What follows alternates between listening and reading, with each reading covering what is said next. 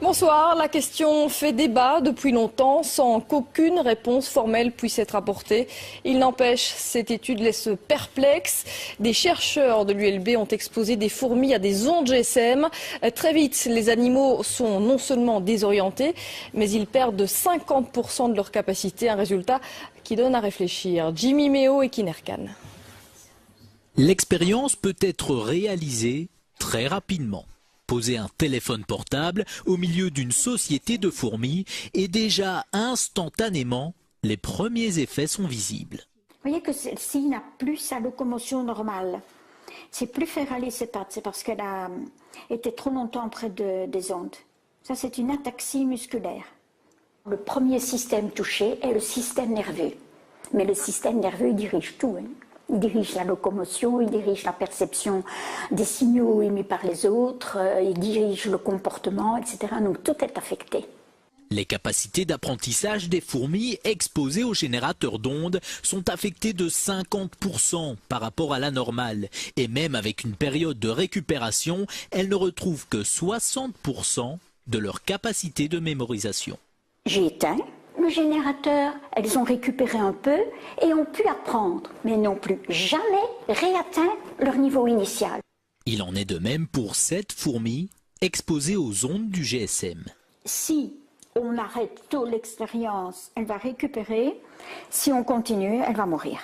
Les dangers pour l'homme sont aussi à prendre au sérieux. Par exemple, l'oreille à laquelle on colle notre téléphone est très sensible. Imaginez les structures que nous avons dans l'oreille. Nous avons des cellules ciliées dans l'oreille.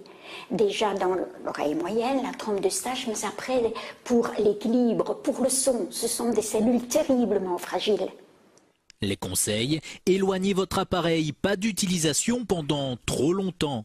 Et contre les insectes nuisibles, un petit générateur d'ondes pourrait ainsi faire office d'insecticide. Le premier système touché est le système nerveux. Mais le système nerveux, il dirige tout, hein. Il dirige la locomotion, il dirige la perception des signaux émis par les autres, il dirige le comportement, etc. Donc tout est affecté. Les capacités d'apprentissage des fourmis exposées aux générateurs d'ondes sont affectées de 50% par rapport à la normale. Et même avec une période de récupération, elles ne retrouvent que 60% de leur capacité de mémorisation. J'ai éteint le générateur, elles ont récupéré un peu et ont pu apprendre, mais n'ont plus jamais réatteint leur niveau initial. Il en est de même pour 7 fourmis exposées aux ondes du GSM. Si on arrête tôt l'expérience, elle va récupérer. Si on continue... Bonsoir, la question fait débat depuis longtemps sans qu'aucune réponse formelle puisse être apportée. Il n'empêche, cette étude laisse perplexe. Des chercheurs de l'ULB ont exposé des fourmis à des ondes GSM. Très vite, les animaux sont non seulement désorientés, mais ils perdent de 50% de leur capacité, un résultat qui donne à réfléchir. Jimmy Méo et Kinerkan. L'expérience peut être réalisée très rapidement. Poser un téléphone portable au milieu d'une société de fourmis et déjà instantanément, les premiers effets sont visibles. Vous voyez que celle-ci n'a plus sa locomotion normale. C'est plus faire aller ses pattes, c'est parce qu'elle a été trop longtemps près des ondes. Ça, c'est une ataxie musculaire. Le premier, elle va mourir. Les dangers pour l'homme sont aussi à prendre au sérieux.